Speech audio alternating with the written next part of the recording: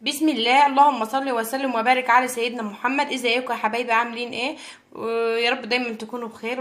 ورجعت لكم تاني في فيديو جديد وحلقه جديده ان شاء الله. النهارده هننضف معاكم الفرخه وهوريكم الزفاره اللي فيها، ازاي تشيل الزفاره. طبعا انتوا كلكم ستات بيوت شاطره، بس في بنات كده لسه مبتدئين جداد كده، فهتلاقيهم برضو مش عارفين ينضفوا، وطريقه التنظيف وطريقه الزفاره اللي في الفرخه. فانا حبيت ان انا اشارككم. معايا حله هي فيها ميه على النار، بس ما تكونش الميه بتغلي، تكون زمته زمته اهي، ما تكونش بتغلي عشان الفرخه ما تتسلخش معاكي.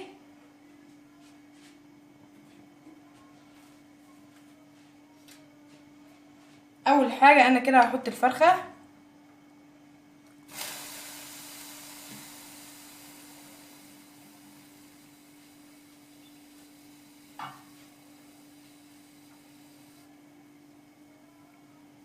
وهرجع اقلبها كده على صدرها. بسم الله ما شاء الله.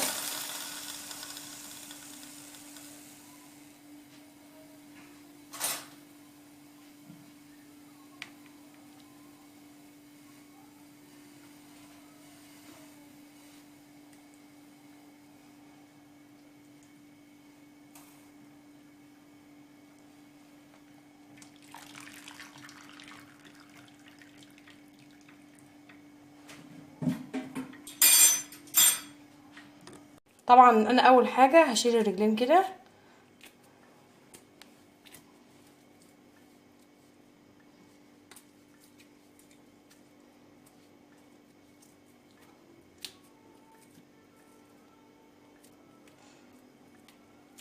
طبعا دي انا مش عارفه اشيلها فانا هحوشها بالسكينه اهي.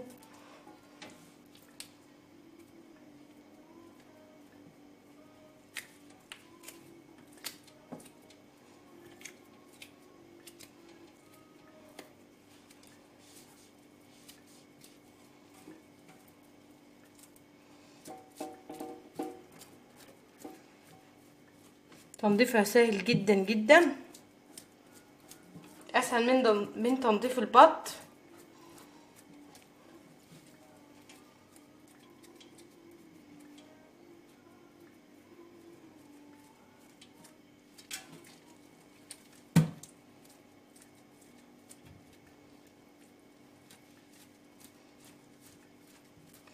ما شاء الله الفراخ دي انا مربيها يا جماعه، الفراخ دي بقالها 42 يوم بالظبط.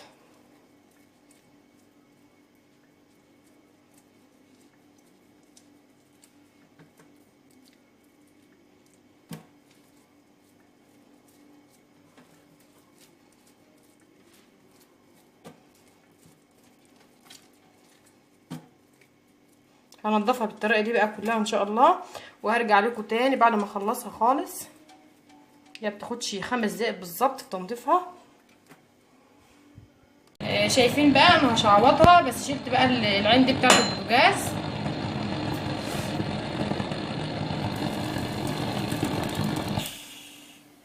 طفت.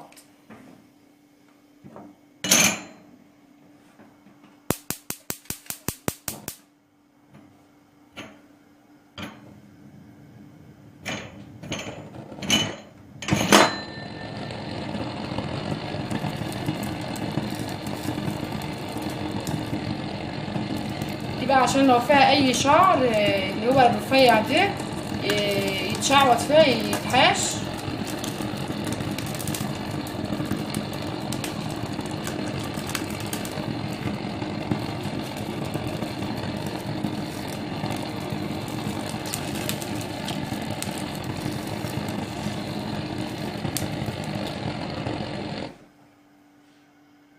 يلا بقى نفتحها مع بعض ونشيل الزفارة منها. اول حاجة انا هقطع الرجل كده،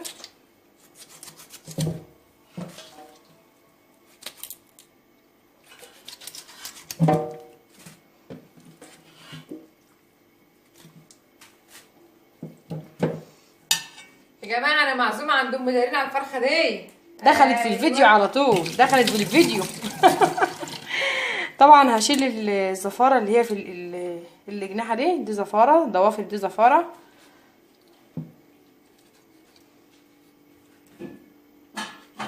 شايفين يا جماعه ام مهاب نايمه في التلاجة، نايمه في التلاجة عندي. ما اخدتش حاجه غير كوبايه لبن بس. كوبايه حليب. اعمل ايه فيه بس؟ اعمل ايه؟ على السلامه عليكم بقى. رايحه فين؟ عايزه اي مساعده؟ اه شكرا. الله يصلح حالك يا مش يصلح حالك. بقول لك تقول شكرا. طبعا دي زفاره اهي،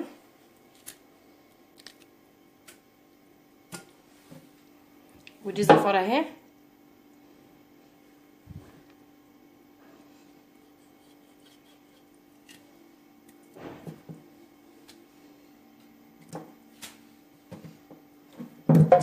نفتح كده عن طريق الزور.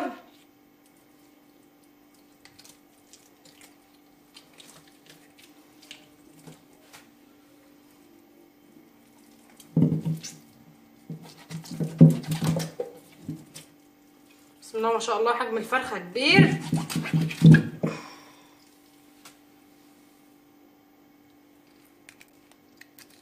حوش العرق هنا اللي في الرقبه ده.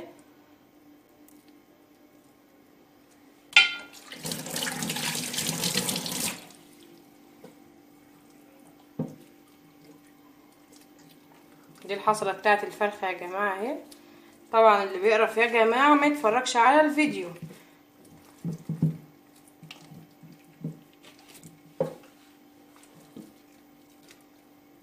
هنا كده ايه حاجات صغيرة كده. دي برضو زفارة اهي اهي، بس انا حابة ان انا اوريها لكم اهي.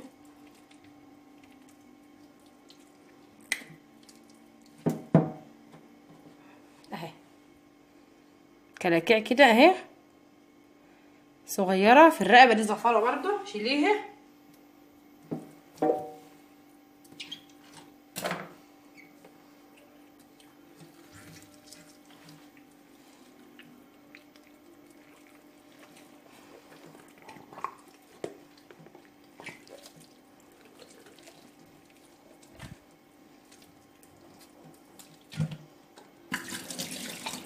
خلي ايدك تحت المية على طول وانت بتنضفي.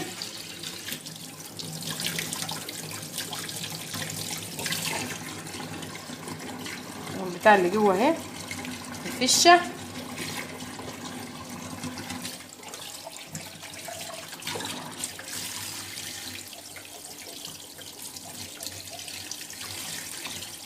وهنا حته كده حته جلد اهيت. دي زفاره اهي اهي.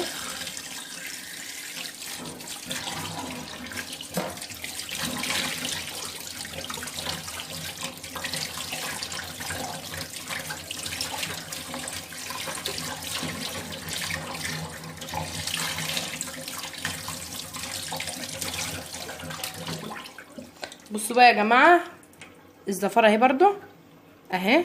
دي شيليها اهي. دي زفاره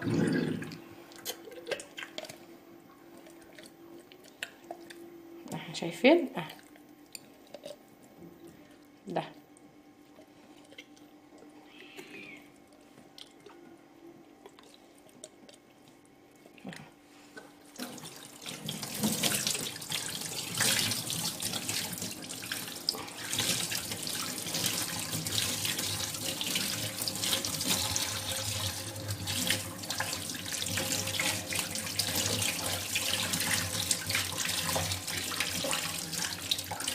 ما شاء الله الفرخه ما شاء الله معاكي حلوه زي العسل اهي. ما خدتش منك وقت خالص.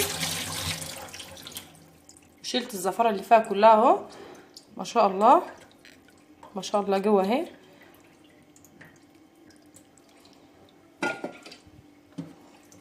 ما شاء الله الكبده بتاعتها اهي يا جماعه ما شاء الله بيضه وجميله. وازاي؟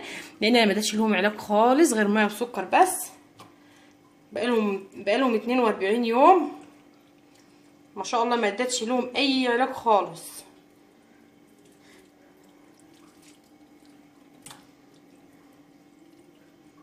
نسلك الكبده كده اهي ما شاء الله.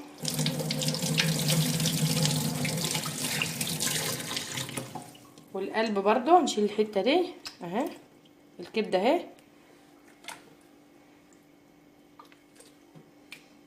القلب اهي يا جماعه. شلت الحته اللي هنا كده اللي هي حته صغيره كده.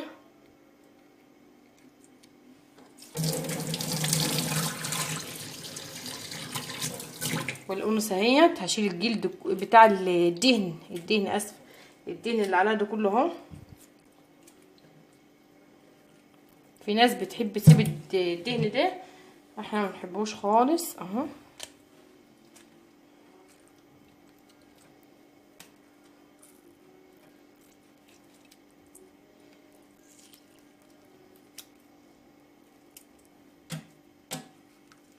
سهله وبسيطه جدا.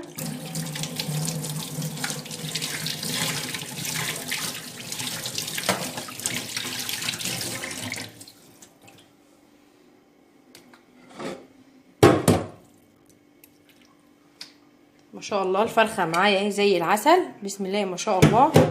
طبعا هقطع الحته اللي في الرقبه دهيت.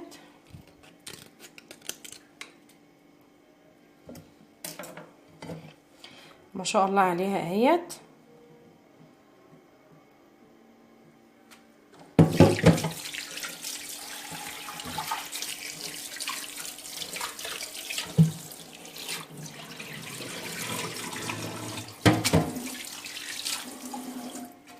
هحط لها بقى خل اهو،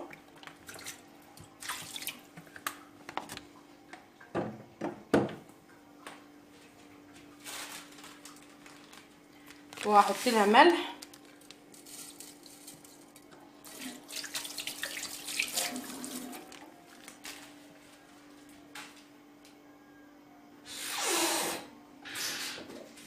وهحط شويه دقيق كده اهو. عندك دقيق ماشي، ما عندكيش خالص، بس البيوت كلها فيها دقيق يا جماعه، لو حبه صغيرين خالص ما شاء الله.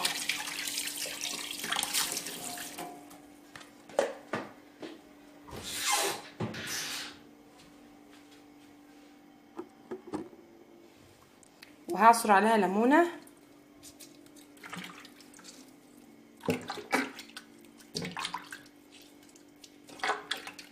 الوصفه ديت للفراخ تنقعيها فيها ما شاء الله ما شاء الله، بتشيل الزفاره نهائيا، ما بتخليش فيها اي زفاره خالص. اسمعوها مني عن تجربه. الملح والدقيق والخل والليمون، لو حطيت الخل لوحده بيطلع ريحه الفراخ زفاره، لو حطيت الخل لوحده بيطلع ريحه الفراخ زفاره. وطماطمايه، الطماطمايه دي بتشيل الزفاره النهائي برضو.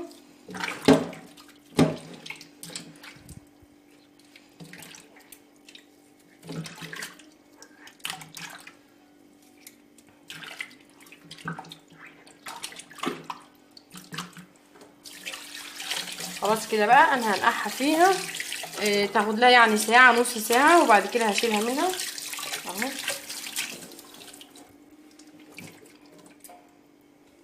ودي اخر حاجه معانا. واللي عجب الفيديو طبعا ما ينسانيش يعمل لي اشتراك في القناه ويفعل الجرس، وبعد اذن حضراتكم حط له لايك. والسلام عليكم ورحمه الله وبركاته.